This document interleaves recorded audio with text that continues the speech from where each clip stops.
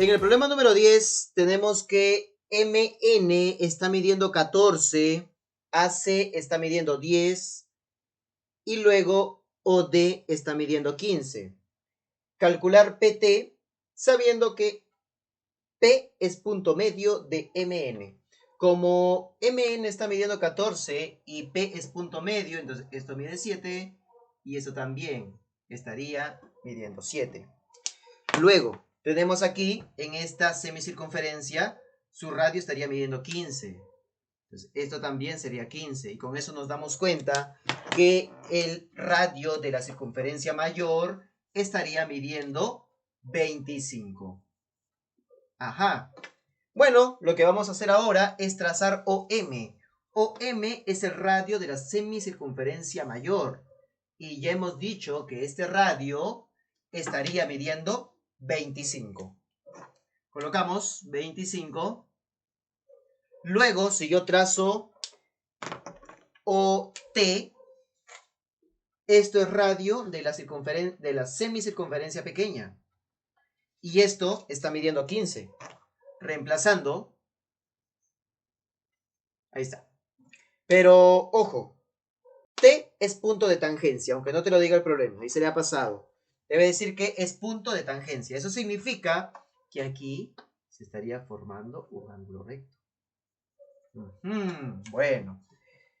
¿Y qué tenemos? 25, 15. Eso significa que MN estaría midiendo 20.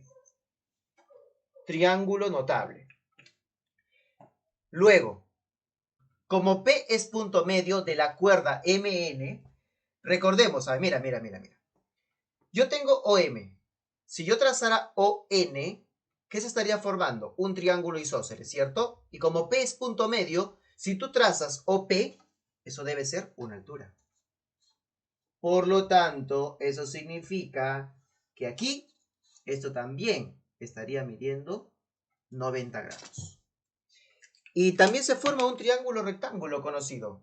Hipotenusa 25, MP es 7, eso significa que OP es 24. ¿Listo? Y mira, ¿qué es lo que se obtiene? Este cuadrilátero M, P, T, O, tenemos aquí, el cuadrilátero M, P, T, O es inscriptible.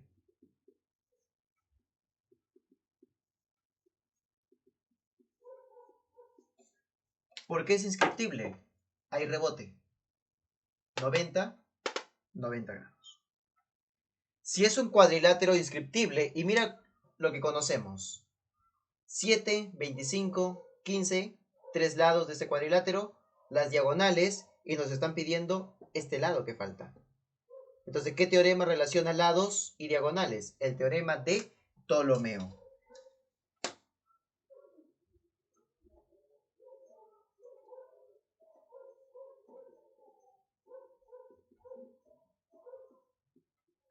¿Qué se va a cumplir?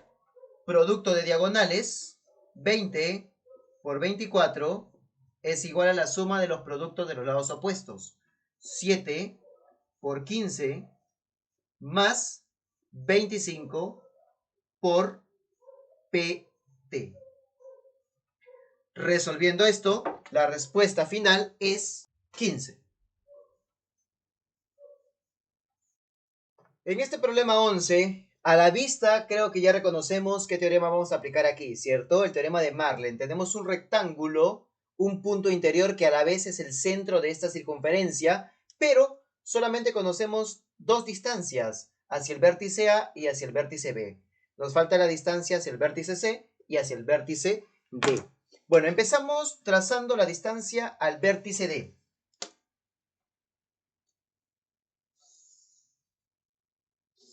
Al hacer esto, y como F es punto de tangencia, si nosotros trazamos el radio de esa circunferencia hacia el punto F, tú sabes que aquí se estaría formando un ángulo recto.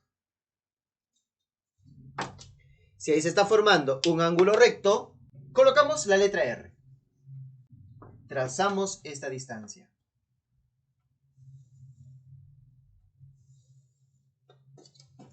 Y también voy a trazar el radio hacia el punto de tangencia G. Y mira, también se estaría formando, ¿qué cosa? Un triángulo rectángulo. Y eso también es el radio. Entonces vamos a sacar las relaciones por aquí. A ver. En el triángulo rectángulo, EFD. EFD. ¿Qué tenemos? Que R al cuadrado más FD al cuadrado es igual a ED al cuadrado.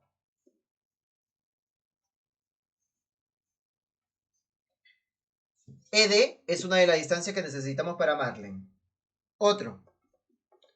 En el triángulo rectángulo, EGC.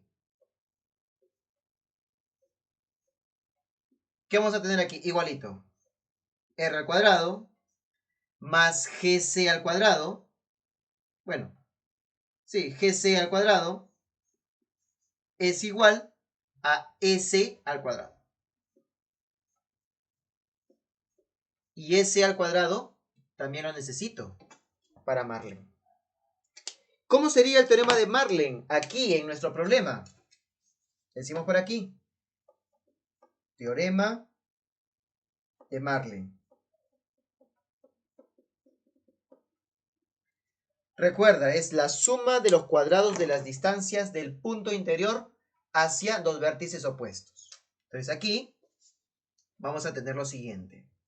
BE al cuadrado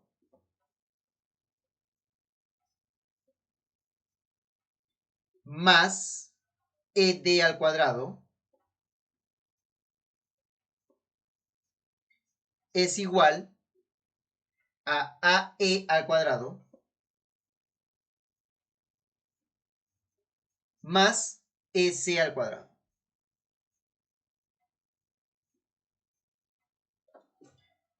Ahora, en el problema te están pidiendo hallar AE al cuadrado más CG al cuadrado.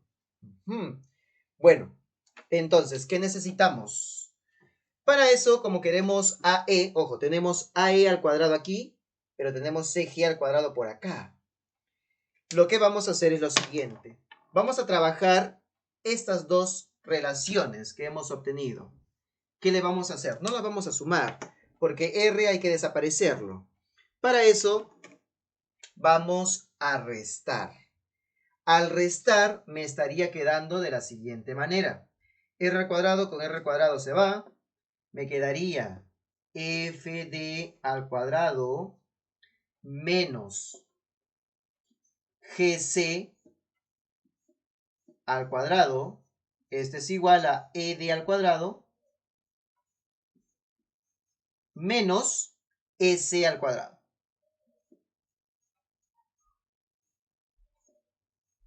¿Listo? Ya, ahora ¿qué voy a hacer? Voy a sumar estos dos. Esta relación con esta relación. Vamos a sumarlas. Al sumarlas, vamos a obtener lo siguiente. Sería FD al cuadrado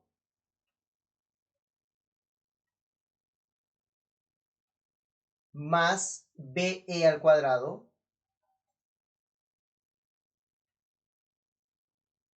más ED al cuadrado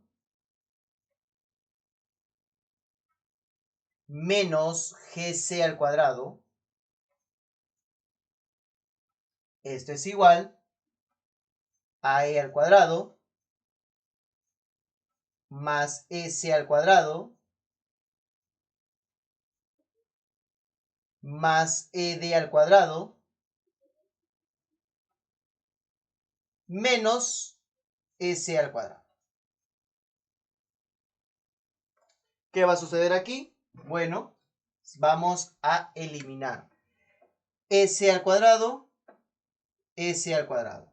Por dato del problema te están diciendo que FD al cuadrado más BE al cuadrado es 13. Además, aquí también se puede cancelar ED al cuadrado, ED al cuadrado, y te estaría quedando de la siguiente forma. FD al cuadrado más BE al cuadrado es 13 según el dato del problema. Esto pasa a sumar y me estaría quedando AE al cuadrado más GC al cuadrado. Y esto es lo que te está pidiendo el problema. Este problema número 12 está muy interesante. Nos dice lo siguiente, que AB es igual a BC e igual a FD. Y nos piden calcular BG, sabiendo que FG más GD es igual a 5. Cuando nosotros tenemos un triángulo, por ejemplo aquí el triángulo ABD, donde se tiene dos ángulos en relación de 2 a 1, porque aquí es 18 y esto es 36, o sea, uno es el doble del otro. ¿Qué podemos hacer? Si recordamos un poco del tema de triángulos, tenemos dos opciones, ¿cierto? En trazos auxiliares. Se puede trazar una sevillana interior o se puede trazar también una sevillana exterior. Pero un detalle muy importante que debes de tener bastante cuidado aquí. Si tú trazas una sevillana interior, por ejemplo, ya tú dices, ya, profe, yo trazo BF. Si tú trazas BF, no necesariamente el ángulo FBD va a medir 18. Ni tampoco, si tú trazas aquí, si tú trazas una sevillana, tampoco se va a formar un ángulo de 18 grados. Tú no puedes asegurar eso, así como está. Entonces busquemos algo un poco más seguro. Y para eso vamos a trazar una sevillana exterior. Para poder trazar una sevillana exterior, recuerda que debemos de prolongar el lado AD. Vamos a prolongar. Prolongamos. Bueno, aquí no va a salir exacto el gráfico, pero prolongamos y trazamos una sevillana exterior.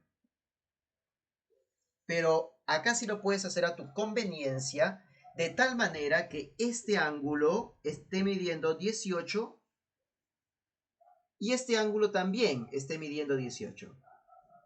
Y así, ¿qué obtienes? Un triángulo isósceles, ¿cierto? Vamos a colocarle por aquí una letra M.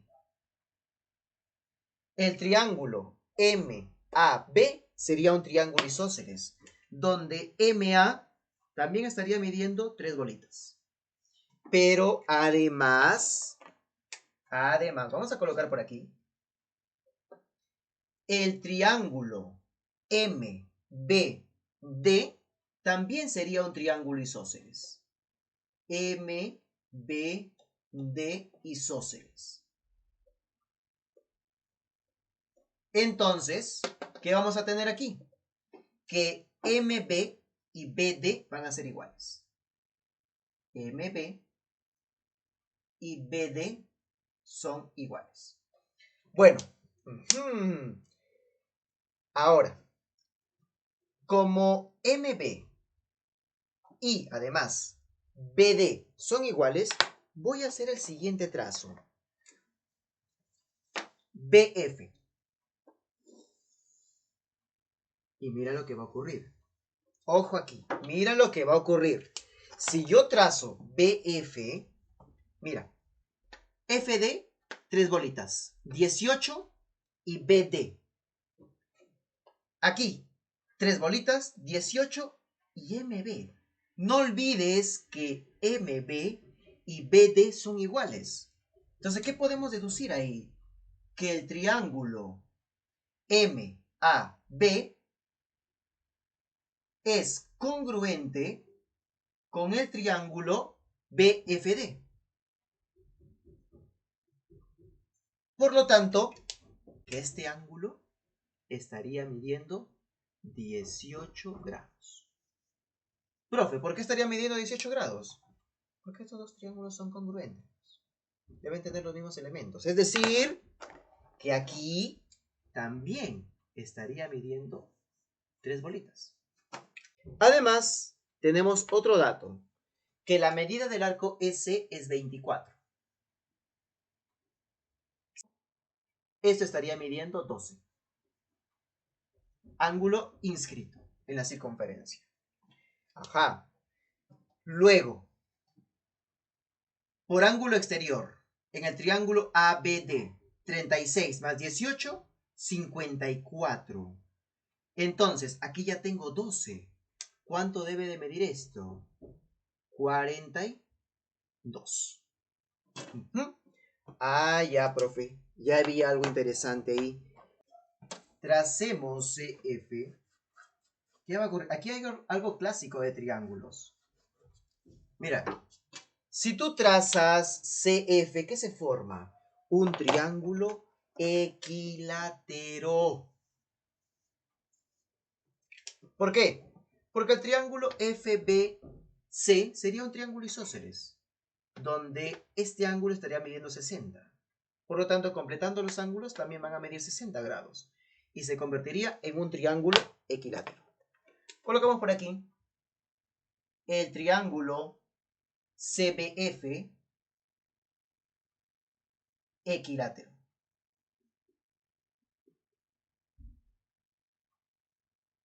A FG le voy a colocar una letra M. Y a GD le voy a colocar una letra N. No olvides que por dato, M más N es igual a 5. ¿Listo? Ahora vamos a trazar CG. Tracemos CG. ¿Y qué va a ocurrir? Mira, rebote, ¿cierto? 18. FG es 36. Y FCG es 18. Ajá. Bueno, pero te das cuenta también que el triángulo CFD es un triángulo isósceles. Date cuenta, ¿qué va a ser FG? ¿Te olvidaste? Mira, tenemos un segmento, su mediatriz. No olvides que aquí el teorema te dice, bueno, si es mediatriz, perpendicular. El teorema te dice que cualquier punto de esa mediatriz va a equidistar de los extremos del segmento. Si yo ubicara otro puntito por aquí, igualito. Eso también serían iguales. ¿Por qué? Porque esta recta es mediatriz.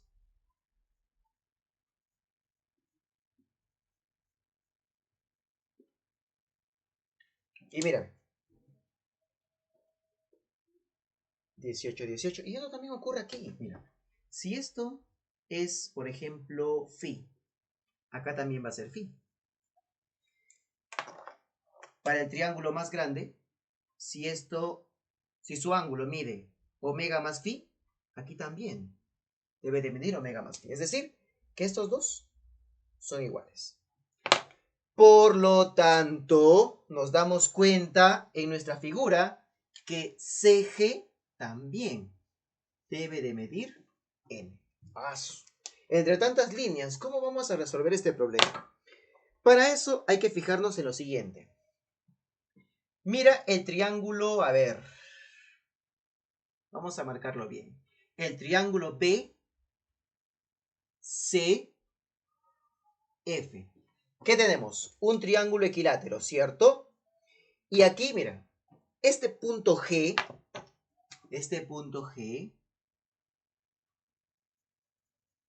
¿con quién se está uniendo? Con cada uno de los vértices de este triángulo equilátero. ¿Te hace recordar algo? Teorema de Chadú.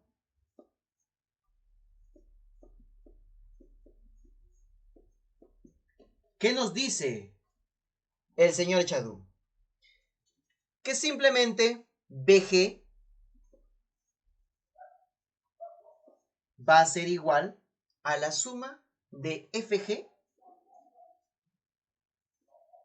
más GC.